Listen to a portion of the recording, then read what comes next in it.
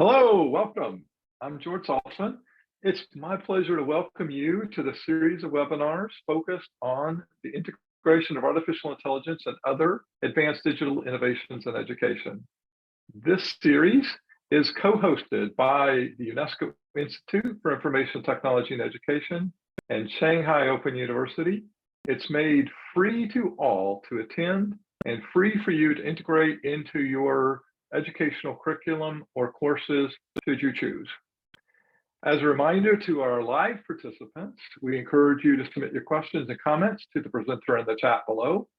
And this week, I am absolutely thrilled to welcome Edward Tian to share with us about GPTZero, an AI detection platform that's built for teachers. Edward, welcome. I believe you were born in Tokyo, raised between Beijing and Toronto, now attending Princeton University in the USA. You've worked as an investigative journalist for the BBC, and you're currently conducting research on responsibly adopting generative AI in the Princeton Natural Language Processing Lab. So that's a lot. Super excited to have you here today, and can't be more expressive of my welcome to you, Edward.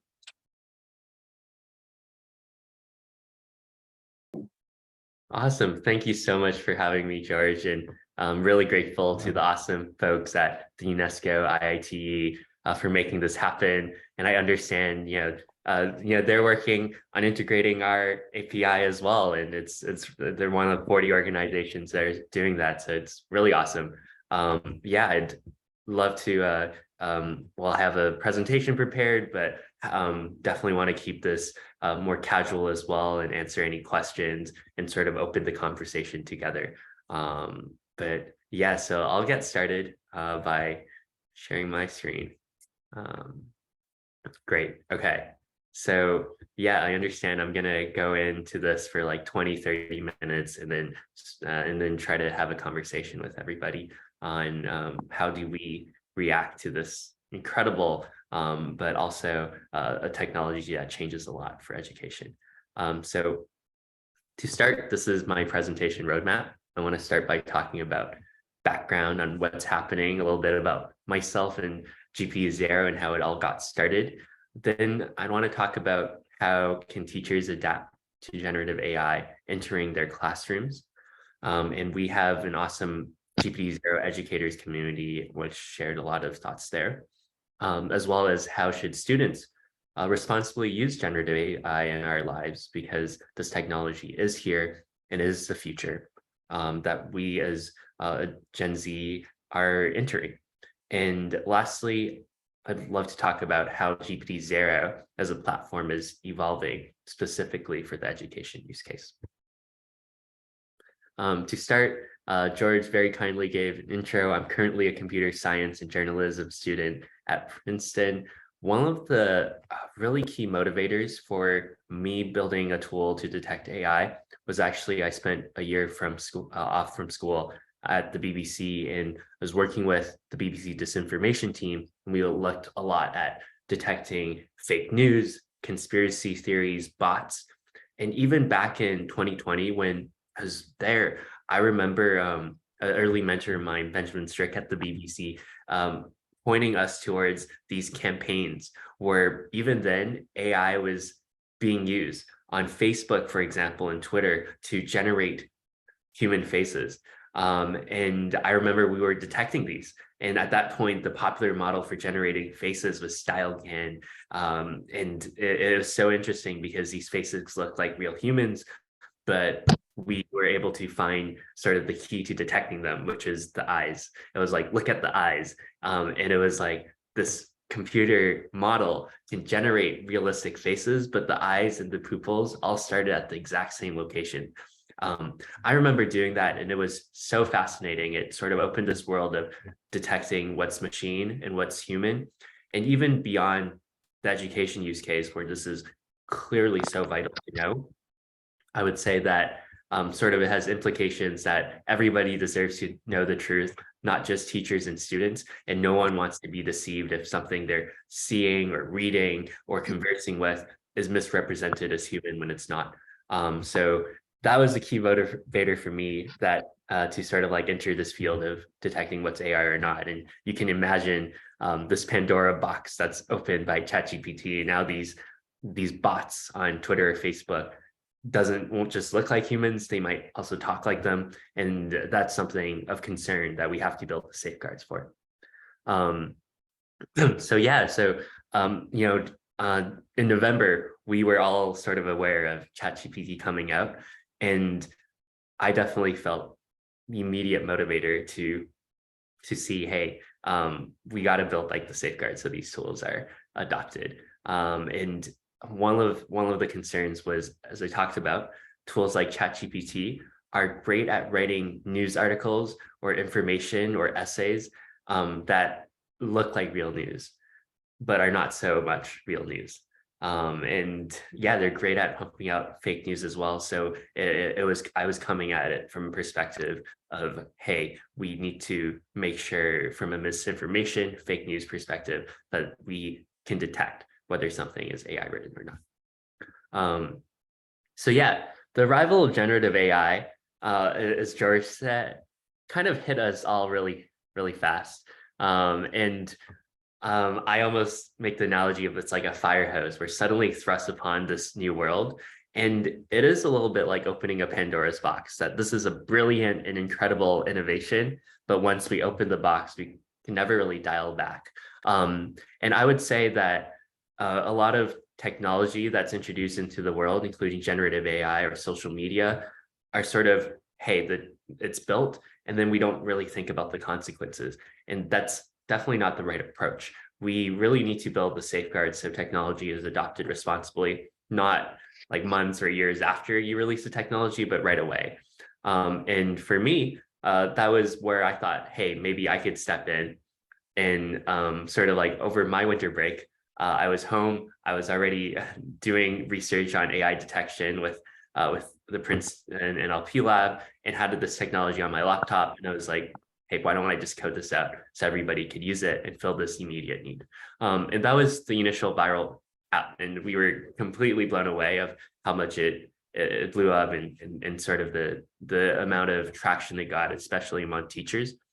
I would want to point out two things is, since then, yeah, we've made so many developments on improving GPTZero, and I'll give you a demo of sort of the current model of what you would see.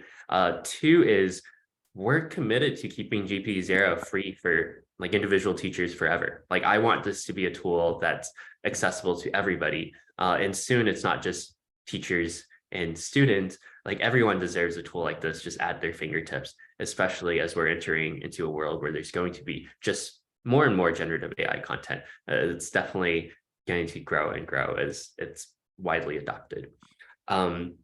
Two is one of the focuses, and I'm happy to talk about this, what we're working on is the interpretability of the results.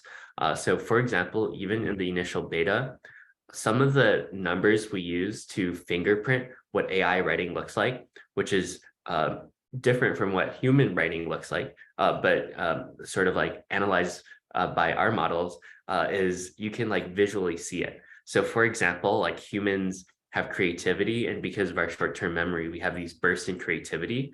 And when you sort of plot the differences in writing through some of these like machine numbers, you can actually see it look like there's like a lot of variance, versus when you make the same plots, and I sort of have a plot here with machine writing, you can't tell just by reading it, but actually when you do some of these like numeric plots, the fingerprint actually looks different. And that's something we hopped on really early, and something we're working on, explaining the interpretability and making sure, hey, like we want to give these results to teachers, but ultimately it shouldn't be a machine telling you like yes or no or making the decision. It should be a human at the end of the day. Yeah, okay. Oh, wow, there's so much on like building the guardrails. I would say it's so important to keep in mind that these new technologies like generative AI are not coming out with anything new. They are regurgitating patterns that they have seen. And to be fair, these large language models like ChatGPT know a lot. Like they ingest entire gigantic portions of the internet and spit out patterns. But because this is how they function, any bias that's in their training data will come out at the end. Any fake news, any facts that are incorrect in their training data will also come out at the end. And actually, I was talking to one of a journalist that reached out and who gave the example of they were writing an article about Mike Bloomberg, and sort of the former mayor of New York, and they asked ChatGPT to write an article about person, and ChatGPT made up these quotes, these like really quotes about how like Bloomberg's policy sucked and everything, and it was terrible for New York. But it was just like a completely false quote from a completely non-existent person. And that's also a danger of one of these large language models, that, hey, they're really good at writing things that look like they're true, but they're not so much true. So you really have to there's so much that it can't do, including making sure in reporting new news stories or making sure what you're writing is accurate, because there's a lot of holes you can fall under there. And actually that journalist that told me that story, for a call, reached out after and like sent a sort of a note that they were further testing the news articles and ran it through both GPTZero and OpenAI's classifier. And I think something we're focusing on right now in GPTZero is both making sure that we limit false positives as low as possible, especially for the education use case, which will tell you some of the things we're doing there. And two, making sure the results are more and more interpretable. So yeah, here's the current demo of what GPTZero would look like if you just try it right now at gptzero.me. And yeah, it's free. We're keeping it free for educators everywhere. We added a lot of new features recently, but here's like a demo. This is an article from the BBC on, seems like, climate change. Yeah. Then it's copied in and copy and paste. As well as here's a similar article from ChatGPT, pasted, and it highlights the portions that's generated by AI. So some key things to note here, and that's like the quick, like 5-second demo there. But the key things to note, this is no longer what I built myself on the beta, like on January 1st when we released it, which was just like this blanket classifier. We've improved a lot more. So a lot of people have started to build classifiers, but one of the first things we did is transition our model from sort of this black or white, good or bad, into like highlighting what portions of an essay are more likely to be AI written. And we did this for two reasons. One is because we have a GPTZero educators community, which I'll talk about. And that was one of the key pieces of feedback from teachers, that, hey, they wanted this. And students aren't just writing entire essays in ChatGPT. There's a lot of mixing and matching, obviously. And two, it sort of shifts away from a tool that teachers use to catch a student, or like a punitive tool, and into something that is starting the conversation between teacher and student on navigating what's the acceptable level of AI involvement, which is what we want to move towards as a platform.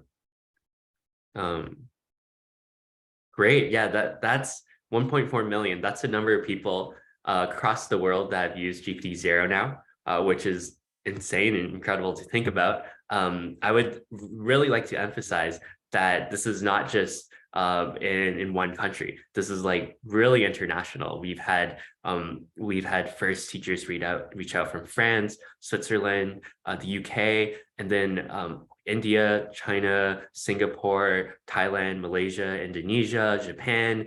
There was a lot of interest as well as in Australia, in the US and Canada, and in Uganda. It's really like we're going all over, and this is by far not just a like local phenomenon. Like I understand, and I think a lot of these American tech companies have to understand, hey, the implications of this technology is far reaching. It's really everywhere. And with that comes a lot of consequences and questions to think about in terms of languages that we're supporting next in detection, as well as, if you're a native speaker of English or a non-native speaker, as well as, is this technology equitable? Because in some countries it's not accessible, and in other countries it is, right? So I think there's a lot of questions that GPTZero is positioned to think about rather than another company, and sort of questions that, as George mentioned, with our international background, we really want to visit together.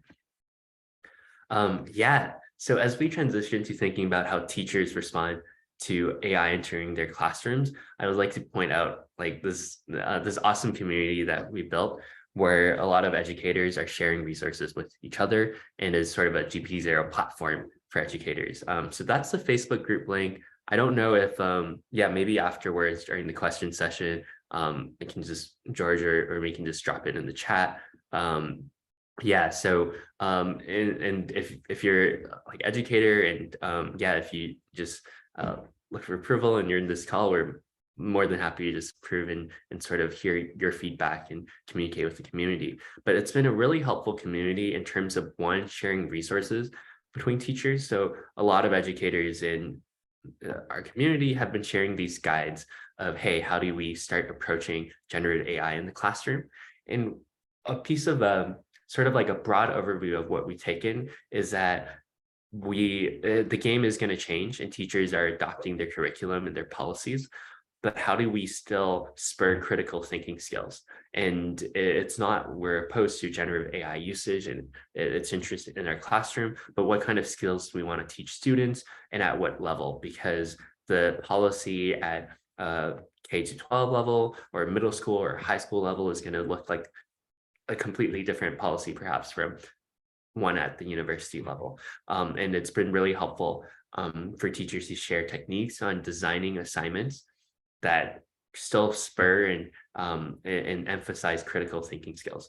And also it's really good for teachers to know what are the limitations of ChatGPT, which we'll talk about. As in, if you ask it to write, an essay about Shakespeare, I'll do great because there's lots of training data on Shakespeare. But if you ask it to, write an essay about some niche Korean drama, it might not do as well because there's not training data for it. And if you write an essay, ask it to write something about the intersection of niche Korean drama with a niche Chinese drama, I'll do even worse because there's no, data behind that. And so there's some of these critical thinking assignments that, ChatGPT cannot replace. And it's really been helpful for this community to support each other in thinking about those questions.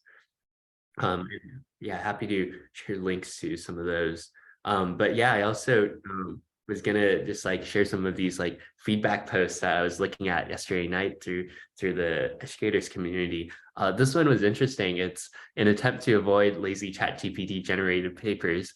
This teacher assigned watched a movie and a student turned in a paper on a Wikipedia film that features an ice cream truck, and there was no scene with an ice cream truck in the movie. So the teacher sent the student an email asking her to elaborate on the scene with the ice cream truck.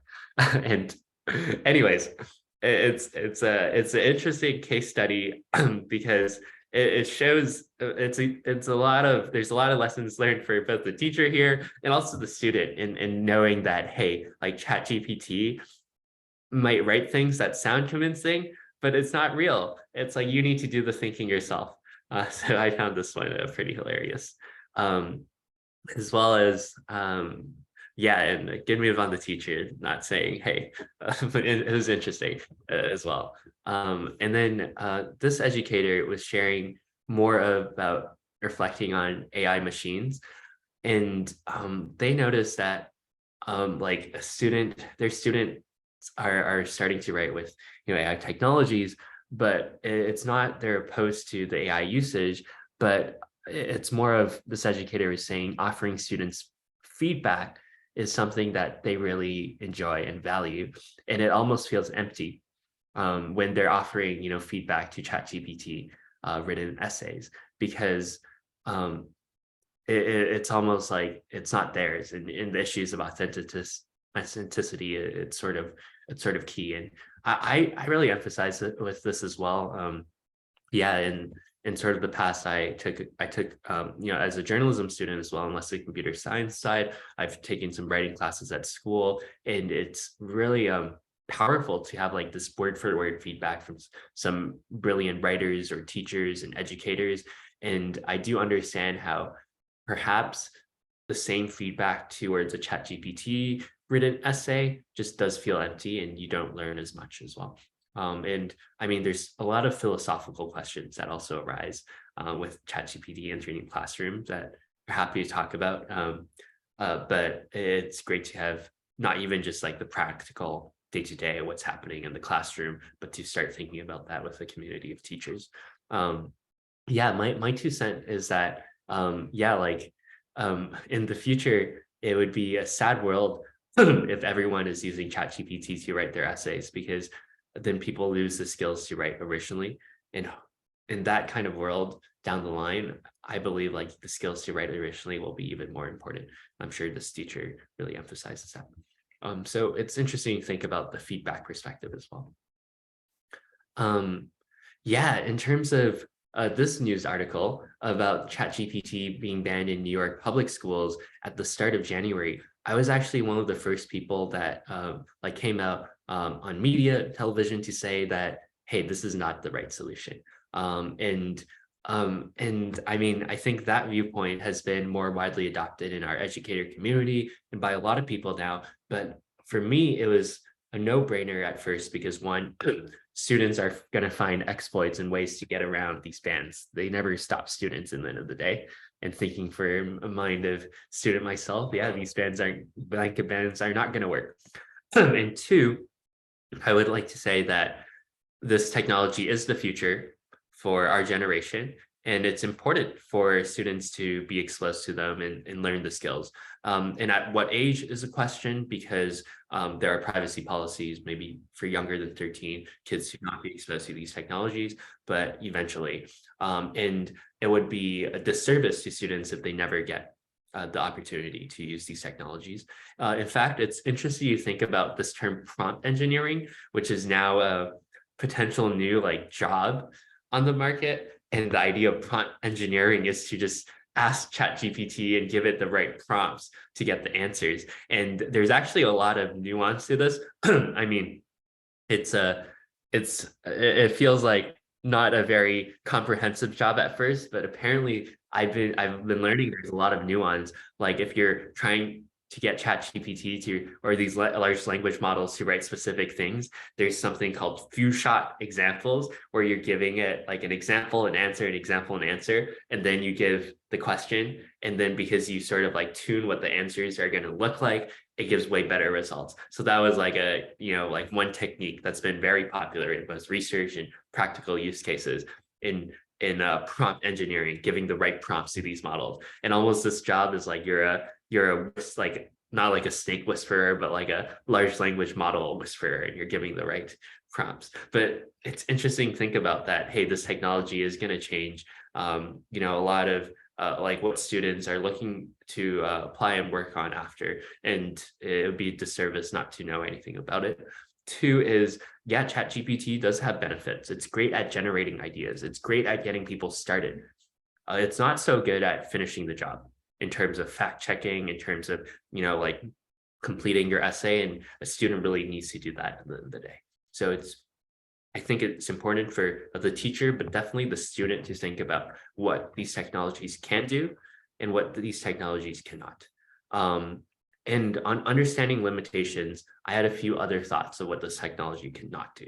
One is generative AI is unable to make predictions on the future because its output is limited to its training data. So if you ask generative AI who's going to be the next president, for example, if you ask ChatGPT that, it'll tell you that its training data only goes up to the year 2021.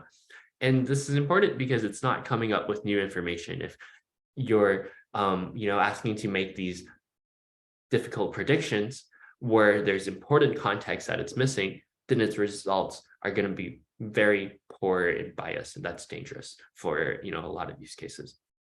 it's also unable to reflect on context you learned in the classroom, like, hey, describe what we covered this week in class, how it shifted your thinking. And there's a lot of these questions that teachers can give to enhance critical thinking skills that are still going to be incredibly valuable to use.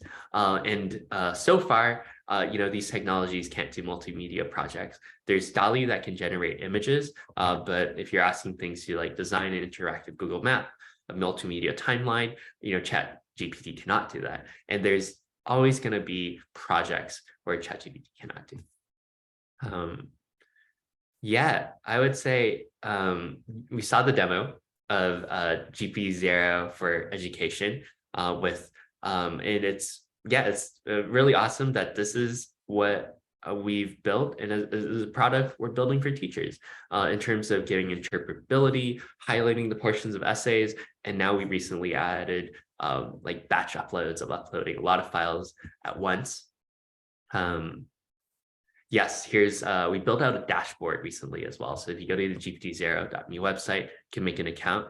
And some of the exciting things in the dashboard is like customized results, interpretations, uploading a batch of essays at once. And we're building out new features for individual educators and users of this dashboard, including like exporting the history and like personalized expectations. And also we are fine-tuning our models for specific use cases, because detecting like science essays is going to be different from detecting business essays and application essays. And that's going to be available on this personal dashboard, which is also free to make an account and use if you just go to GPTZero too for teachers. Great. Okay. Yeah. Here I actually had a case study that was really interesting in terms of how detection works in the lab versus the real world. Because so after GPTZero came out, there's a lot of these blanket classifiers that were similar to the initial app I built, which was like, hey, this is this is AI, this is human, and a lot of them have reported incredible success and accuracy, like 99.9%. I think none of those numbers actually matter because those are numbers in the lab versus in the practical use case where students are using this AI technology. It's going to be completely different. And none of these, research scientists or research teams are just training a blanket classifier are accounting for that. And none of them are getting like real data of how students are using these technologies in the real world, in the classroom. This was an interesting case study to say that a few weeks back, there's been viral TikTok videos on GPTZero recently. Some of them are not so friendly to me because a lot of students are like peeved by this technology, which I would say I'm not against students using ChatGPT, and we're building GPTZero towards a platform that starts the conversation between teachers and students and not a tool to catch students. And two is, so there was one TikTok tutorial on exploits, and there was a really popular exploit of adding some Cyrillic text to your ChatGPT essay to make it detection foolproof. And there's like even a program to do this in a tutorial, and the students were using it. And we caught on and we tried it, and it worked. It passed GPTZero with sort of Cyrillic text. This was an AI ChatGPT generated essay. And then our team like patched the exploit, and we have like monthly patches of improvements to the model. And on February 1st, we patched this exploit and it no longer works. And as a response, that TikTok tutorial is actually deleted. It's sort of how these percentages reported in the lab, 99 whatever, don't really matter in the real world, because you actually need a team talking to teachers constantly and monitoring what's really happening with these technologies to work for the education use case. And that's what GPTZero is committed to doing. As a baseline, we also tried the same text in the OpenAI classifier that was released recently, and similar to the original GPT-Zero beta that it was able to pass. It also bypassed or fooled the OpenAI detector in saying, hey, this is AI text, but they're not so sure with the Cyrillic text. So there's a lot of these exploits in the real world, I guess, that if we're just approaching it from a computer science or a research problem, we're not really accounting for, because you really can't just approach this problem from a research perspective. You really have to approach it from what's happening in the classrooms in the real world. Yeah, on February 17th, we built the first AI detector specifically for the education use case. And this was hugely important for us as a team at GPTZero.me. And what this means is we had a large training data set we built just with articles for the education use case of like thinking into the minds of students, asking students to write essays on ChatGPT, as well as we've been partnering with a lot of these institutional organizations, maybe some homework helper programs that have seen students reply with ChatGPT essays in their training data that have given us really unique data sets to build detection for this use case. So we're really excited. And similarly, we built a testing data set that's specific for the education use case, going into the mind of students, writing essays of students, responding to K-12 questions, application essay prompts. And what we found was the old GPT-Zero app, which did amazing with news articles, over 95% across the board, was not doing so well with a specific article of student writing. And the accuracy was more in the 80%. And we similarly found that this was the case for all of these classifiers on the market, that they were, hey, perhaps doing well for these news data sets that they were being trained upon, but not for the education use case. And what's really exciting is that our fine-tuned GPT-Z version for the education use case is actually now able to dial that back and has over 96% accuracy for this education use case, which with third thresholds, we can actually tune to be better, to be more conservative when it's giving false positives in terms of a student misclassified as AI, and less conservative in the AI misclassified as a student, which is actually an important distinction because we want to avoid the latter case of classifying a human as an AI. And that's really important to us, as well as shifting towards this highlighting model has also changed the conversation in away from this, hey, this is just a classifier, this is AI human, like a catching tool, which is also important for the education use case. Yeah, here is a roadmap of what's happening at GPTZero. We're a team now, and it's awesome. We have 8 people working on this as a team, and several students and friends of mine working part-time, some people working all out on GPTZero, and here's the roadmap of everything we're building. So first, there was the GPTZero beta or GPTZero classic app that I coded on January 1st. And that was really to fill an immediate need, because now I think that need has been filled. There's lots of classifiers, but at the start of the year, OpenAI didn't release their classifier. All of these organizations weren't doing this yet. And I definitely thought we had to step in and fill this immediate need. And from the feedback I've been hearing from teachers, a lot of teachers have told us that it's reassuring to know that GPT-Zero exists and that it was built right away. And even if they're not using GPT-Zero, it's just reassuring to them.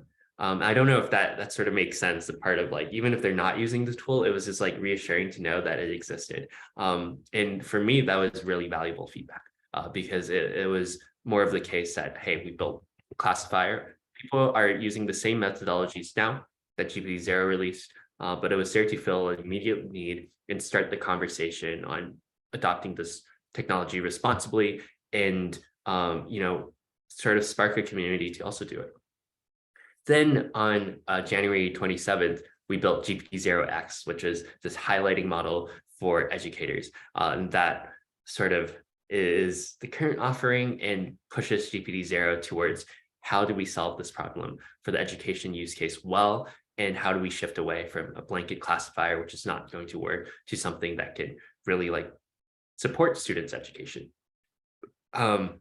yeah, and we were pretty excited on some of the support we've got there and building the right product for teachers. And we'd love to hear your feedback on any other features you want to add in the GPTZero X platform. The next step is integration into learning management systems. And we actually have several institutional partners to do that.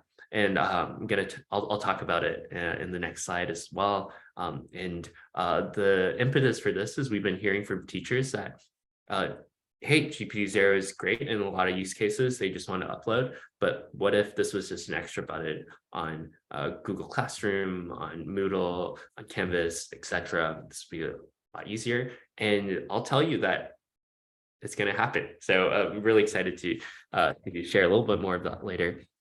The next important step for us is we want to build fine-tuned GPTZero models for specific use cases and subject areas, whether it's application essays or science essays. These are going to look really different. And even just fine-tuning for like general news or any articles to the education use case, we see like a vast difference in the results of how detection performs.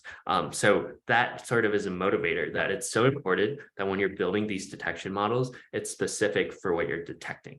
And if everyone else is building these general detection models, like someone has to build the right ones for educators. And some of these fine-tuned models would be available on that dashboard we showed you of like make an account, and then you could sort of select the right fine-tuned model for GPTZero. Yeah, number 5, what's coming after? We're building Open GPTZero, which is a Chrome extension for browsing the internet responsibly. And this is not just for teachers, but also for students. Like we want students to use this. We want students to know what they're reading. And as the internet and the world changes, and we're entering this future, we want students to be prepared and enter this future responsibly. I'll tell you what that means in terms of this is not just AI detection, and there's a lot more ideas we have going on, but that's in the works. And yeah, we'll hopefully get a Chrome extension soon.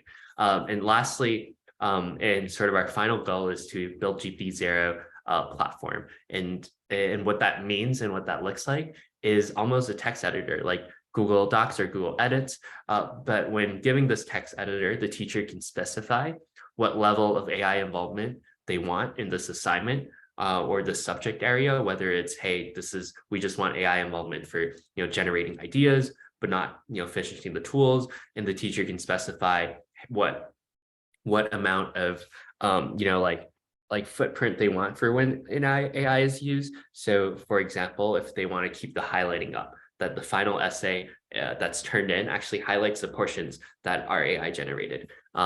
So yeah, the teacher can like really see and monitor that. And if they can go like, hey, this essay, like feel free to go like all hands, like use whatever AI tools. But in this other essay, like I actually want you to do critical thinking here and turn off AI involvement and really use any language model in this initial generation site. So this text editor we're building is responding to more navigating what's the right amount of AI usage for teachers and students, as well as we could go into like Google.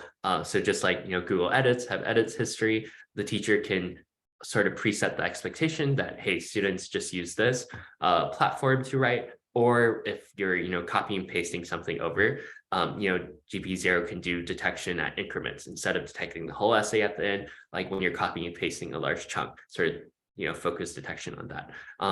But yeah, either way, it's exciting to us to start building a platform and a tool that teachers can use, not to ban AI detection, but to navigate the acceptable amount of usage and have teachers specify that.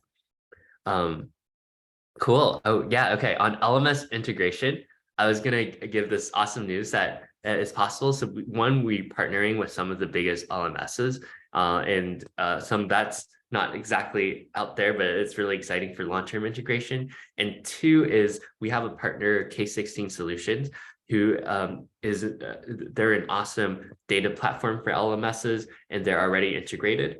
And the idea is on the front end, K16 Solutions has built out the UI for teachers to all these platforms, Moodle, Blackboard, Canvas, D2L, and the backend GPTZero just runs. And this is like possible now. We have a like LMS integration request form that you're happy to email me, or I can share a link to that if teachers are interested. But the other exciting part is we're entering beta with a lot of these large organizations to improve GPTZero constantly. So while integrating and testing the API in the beta, they're also giving us feedback, from institutional partners and teachers as well, and like data for the use case to, hey, how can we improve GPTZero for education detection and avoid any false positives? And that's why we're kind of like excited to partner with some of these large educational organizations. So yeah, LMS integration, it's like, yeah, like reach out this week. This was like the big week where,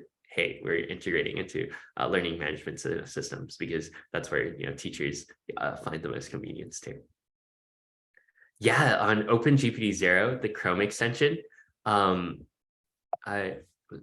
was gonna say two things. Yeah, so this is something our engineering team is building right now.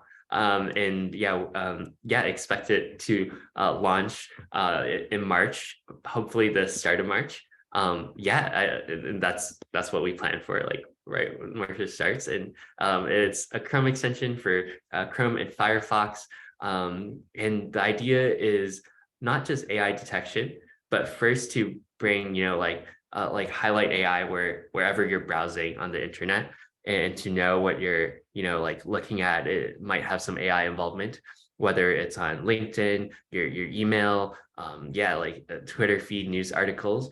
But two is, this is actually not just going to be a tool for AI detection. At the same time, we want to spur critical thinking skills for students that might be using the tools. And it also highlights what portions of essays have political biases and toxicities.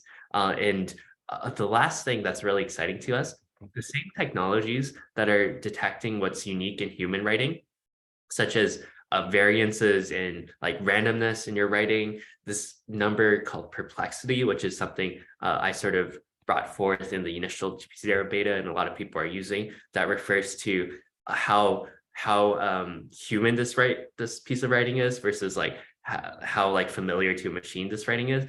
These numbers can be used not only to detect AI, but to detect what portions of essay is most original and have some of the best thinking and best ideas. So that's something else that we're looking to build in OpenGPTZero as you sort of browse around the internet. Ideally, we don't want this to be just a tool teachers use. We want this to be a tool students use and everybody uses.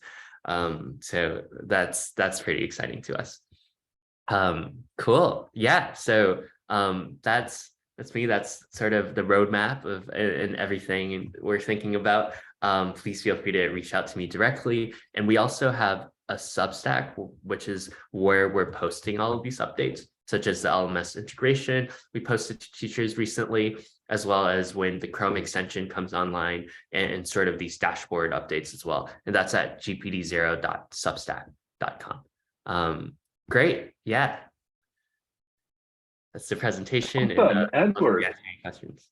Hey, thank you. Thank you so much. A number of questions have come in.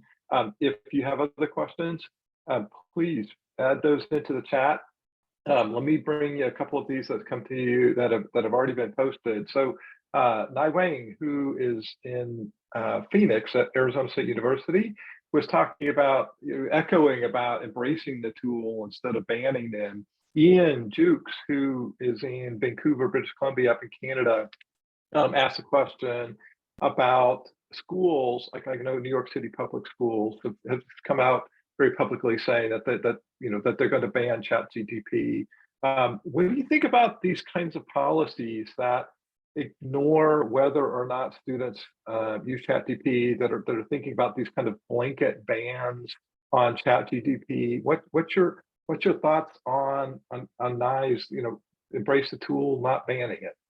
Yeah, thanks, George. That's a really great question. So I would say, made it clear that I'm not for the blanket bans. They don't work. But as you pointed out, on the other side, this sort of blind acceptance, and that's actually a policy we've heard from a lot of teachers, and some teachers use of, hey, like, this tool is here, I don't want to like deal with it, let's just let everybody use it and not know.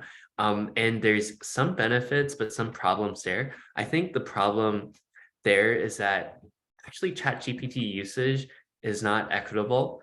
And sort of if you're not knowing who's using it, and when and where, that is going to pose a problem. So instead of like sort of blindly just accepting everywhere, you should still know where the usage is and not enter this future blindly. And I say that because on the equity issue, ChatGPT is free right now, right? But it's not going to be free for forever. Soon, OpenAI is going to turn up the dial and charge it. Then students from low-income backgrounds won't be able to use this technology, and students from higher-income backgrounds will be. And it's sort of a pay to write your essay. And that's why it's so important for me that teachers still know when it's being used, not ban it, not just completely ignore it, but that middle ground. I'm reminded that these were many of the questions that we were asking inside UNESCO when we were looking at the use of mobile phones and whether or not mobile phones should be banned in classrooms. And Scott Self from Chattanooga, Tennessee mentioned, this reminded him of back when he was old enough to remember that there's the same conversation about calculators and math. And I was talking about kind of the same thing about spelling and grammar checkers. I mean, this isn't the first time that we've seen a technology that has threatened the established way in which we think about education. What are your thoughts? What are your thoughts about how this is similar, or how we might respond to that with the idea of calculators and spell checkers and grammar checkers in the use of education? Yeah, that's a really interesting analogy. I think like the calculator analogy, for example, is apt in some places, but not in others. I would say it's a good analogy in terms of when for certain things that it's not spurring critical thinking skills, you can let the calculator use. And one is maybe like math at a K to 6 level is spurring critical thinking skills. So teachers don't let the calculator like be into there, but at later levels, it's sort of, hey, this critical thinking skill has been already learned, it's okay. It might be a similar case for generative AI, but the critical thinking skills are much broader in terms of what you're going to write than what you're going to calculate. I think that's an apt analogy, but still a key difference. I think there's an inapt analogy in terms of the product of what these technologies are doing. In the sense that the product of a calculation is finite. It's like you have a number and you're done. But the product of writing is sort of infinite. It lasts forever as a legacy. It's not just maybe the student doesn't realize it now and they're like writing their English essay like last minute at the deadline, but like people realize it in terms of the product writing is appreciated for generations, in terms of whether it's journalistic writing and news and breaking news being read later on, or whether it's beautiful poetry or amazing writers. It's sort of there's a legacy that's lasted, and if this critical thinking skill is lost, that's a huge loss for the world. And I'd like to say that like if ChatGPT was around in the 15th century, there'd be no Shakespeare because no one's writing originally or thinking about it. So there's a key difference there, I think, in inspiring these skills. Exactly right. I see in the comments that Joy Kutata Kennedy, I hope I said that right, Joy. She was thinking about Kutaka Kennedy. How we teach. Thank you. Joy, would you be happy to just kind of talk about what you said about teaching critical thinking skills? Right. We've had Edward, you've brought this up, that we can use this for trying to really teach critical thinking skills, plus a whole line of thought around ownership of knowledge and skills. Because I'm in education preparing special educators, and when they give me stuff that somebody else has written, my concern is that they won't be out in the field with kids with their own knowledge base, and that they're just kind of faking it to get the grade, to get the license, but they don't have what they need to be out working with the kids. So that was kind of one whole thing, which I'm so glad you have addressed, that we do need to have that emphasis on critical thinking. But actually, this conversation has brought me into, how do we differentiate? How well can we differentiate human generated versus machine generated? And alongside that is the future of AI to be general, global AI, to become actually sentient, just the way we're going with AI and, just the whole sci-fi thing. And I was kind of curious what you think about that, the whole sci-fi thing of machines eventually becoming so human-like that we cannot distinguish them.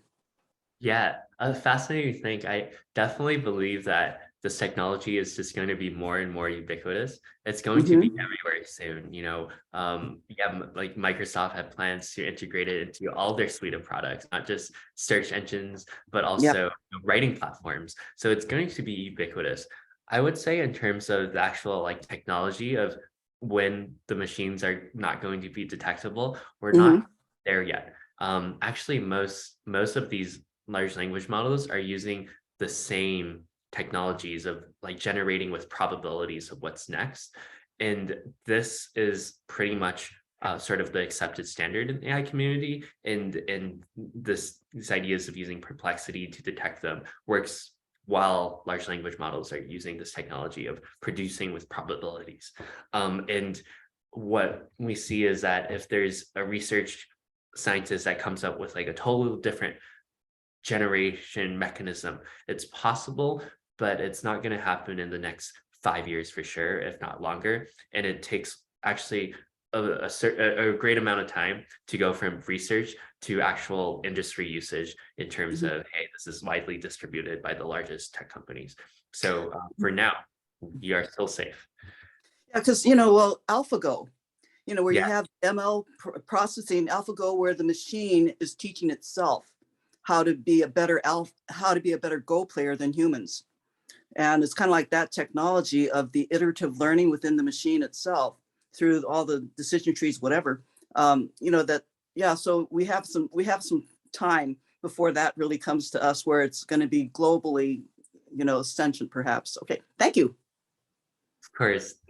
Joy, I was just thinking the same thing in the way that Edward often uses ChatGPT to train GPTZero. How does ChatGPT use GPTZero to train itself so that it becomes less machine oriented and more human-like, because it's a tool that does that. Edward, CJ had a very practical question, which is extremely relevant for our international UNESCO audience, which is, does GPTZero work in all languages, or what languages does it work in? So right now we're only supporting English, but what is in the roadmap is to support Spanish next, partly because some of our partner organizations and learning management systems have requested Spanish, as well as there's actually some training in terms of there's some large bilingual models that generate in Chinese and English as well that we're looking towards to train our models with, as well as Russian and English, French and English. There's some actual large language models in that field. So right now we're only supporting English first because ChatGPT is primarily an English generation model. It will work for other languages, but not do so well, versus like you really want these bilingual models to be popularized before you're really writing essays in different languages, actually. Well, we are at the bottom of the hour, so I wanted to kind of help bring this to a close.